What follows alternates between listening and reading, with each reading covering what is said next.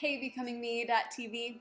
We're in this series, questions everyone is asking, but no one wants to answer. Today, we're going to dive into the question, how can I forgive someone who has done harmful things to me? Join me and my friends, Carrie and Courtney, as they unpack this question with us today. Unshakable are you. Hi, I'm Carrie, and I'm going to be answering a question that many of us have asked, and it's how do you forgive someone who's done harmful things to you? Well, my journey of forgiveness has been about 7 years now. 7 years ago, I found myself a young college kid ready to take on the world. It was all about me and my plan for my life, and I had this big dream to be in New York City and just have the best job there. So I went after that full force. I went after getting an internship there, a summer internship that would have turned into a full-time job after graduation, and that was my plan. So during this interview process, I adapted this work hard, play hard philosophy, and one night I was out with one of my friends and a guy at a bar began to show interest in me, and it wasn't the first time that someone had shown interest in me at a bar, but I was out of town and didn't really think anything could happen, so just started talking to him more, and as the night went on, he became more and more persistent that I go home with him, and my initial reaction was, we can't have sex, and that was exactly what I told him, but my reasoning was not the true reason, and the true reason being that I had committed myself to wait until my wedding night and made that commitment to God, and drunk in a bar, I didn't think that was the best time to take a stand for Christ, so I made up some excuse, which he read right through because he became more and more persistent. As the night went on, I asked my friend that I was with what I should do, and she just told me to go and have fun and it would be okay. And I thought it would. I really didn't think anything was going to happen, and when we got to his apartment, he gave me clothes to change into, and we fell asleep, and the next thing I know, he's on top of me. And I didn't know what to do, and the same feelings of don't tell him the real reason, don't tell him that you're a Christian, don't claim any of that in this moment right now, just flooded over me, and I didn't know what to do.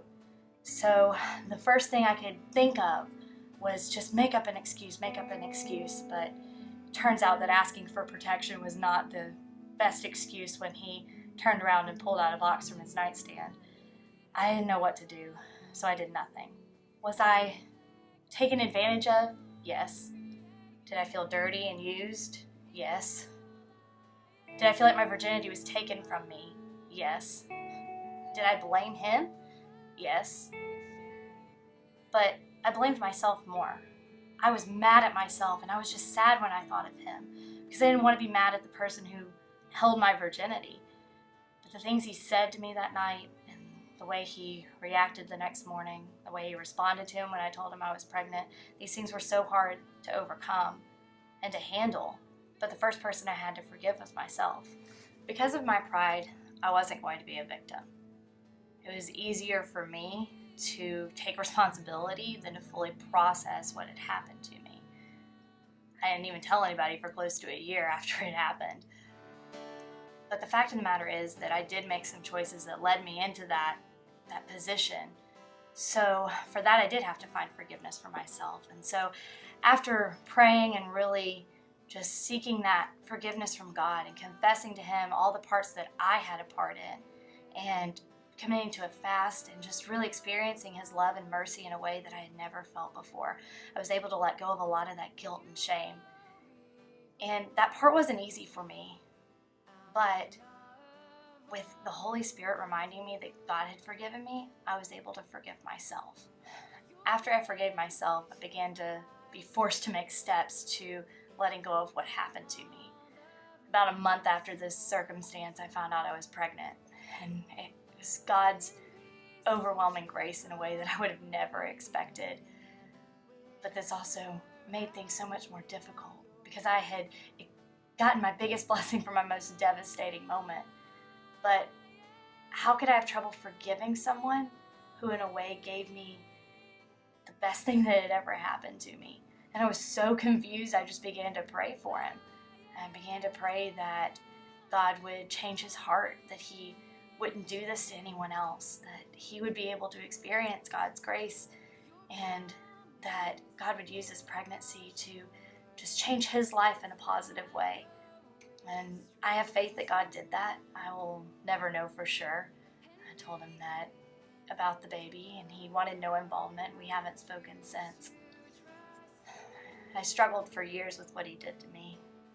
I thought about him on those nights I was so sleep deprived and up feeding the baby as I imagined him off partying with his buddies, and thought of him on my wedding night when I knew it wasn't my first time. The things that he said to me that night, I think about those things and the way it's affected the way I love my husband. And in those moments where I could be so just consumed with negative thoughts, I've chosen to let God fill my heart with forgiveness instead of all of those negative thoughts. For me, some of my journey was learning to forgive myself. And for you, it may be nothing that you had control of. For you, you might have done nothing to be in the situation that caused you harm. And some of you need to know that nothing you could have done could have prevented what happened to you. You didn't ask to be born into a family with an abusive relative or grow up in a home with someone who mistreated you. But regardless of whether it's choices you made or things out of your control, the one thing remains, and that's hurt. So how do you forgive someone who's caused you so much hurt and harm? Well, Luke 6:28 tells us to bless those who curse you and pray for those who mistreat you. And that's what I encourage you to do, is just pray for those people who have hurt you. And it's not easy to pray for someone who's caused you so much harm. But it's crucial in your road to forgiveness, because praying for someone makes them a real person, not a big monster who's ruined your life, but just a person, somebody who Jesus died for, and someone who has the same grace of God that he offered you. And praying for someone is hard, and it's hard to look past that hurt into that forgiveness sometimes. But it's crucial for you in your path to forgiveness. You may not be at that point yet, and you may not be able to pray for somebody who has really hurt you, and that's okay. Just pray for God to give you the strength to pray for them, because God can change a heart and God can heal your brokenness. How do I forgive someone who has done incredibly harmful things to me?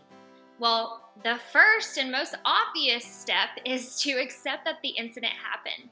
Now, I say obvious, but for a lot of people, this is actually really hard. They tend to run from what happened to them instead of sitting in it and thinking about the fact that that happened to me and it really hurt my feelings. When you acknowledge that someone has hurt you, you actually create a debt. That's why we say, you owe me an apology. The second step I like to help people through is acknowledge that lessons were learned from the experience. Sometimes the only thing you learn is that you can no longer let that person get close to you. For me, I actually knew I needed to forgive my mother, but it took me realizing that, yeah, she had missed out on my entire life because of a mistake that she made when I was really young. But if it wasn't for her making that mistake, I would never be where I am today. And her dishonesty and lack of responsibility taught me to value the opposite of those things, and for that I'm really thankful. The next thing you need to do is ask yourself, do I really want to forgive? Seems like everyone's answer would be yes, but it's actually not. Forgiveness is really hard. People have a lot of mixed emotions about it. And a lot of the reasons why people don't want to forgive is because they feel like they're giving up control when they do that, which is just not the case. The only way to gain control over the situation is to work through forgiveness process. A lot of times people feel like they're letting the person who hurt them off the hook when they do that, but really you've got to understand that the forgiveness process is more for you and letting go of the anger and bitterness that you have towards that person than it will ever be about the abuser. You know, my mom used to call me, and I still had so much resentment and anger towards her that I didn't want to talk to her. I didn't feel like she deserved talking to me on the phone, which sounds kind of crazy, I'm sure. But this went on for years, and I thought if I could be short with her and distant on the phone, then that was really paying her back for how she had treated me. When in reality, it was just hurting me more than it was hurting her. I would get off the phone and be in this spiral all day of emotions, this emotional roller coaster that I could never really work through. And I would lash out on people that I really cared about, and it was only because I still had all these anger and resentment issues towards my mother. So once you decide that you want to forgive, you just got to cancel the debt. And you're not saying that what they did was okay, what they did to you was okay. You're saying, I don't have to let them be a part of my life, but I also don't have to wait around for an apology any longer. In fact, most of the people that have hurt you, they're probably never going to apologize because they probably don't even realize that they did anything wrong.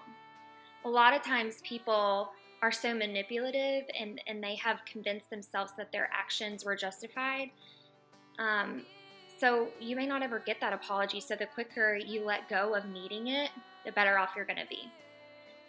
Forgiveness is liberating, guys, and it's absolutely something you do for yourself and not the person who hurt you. So my advice is to work through that process, and the more that you practice forgiveness, the better you're going to get at it.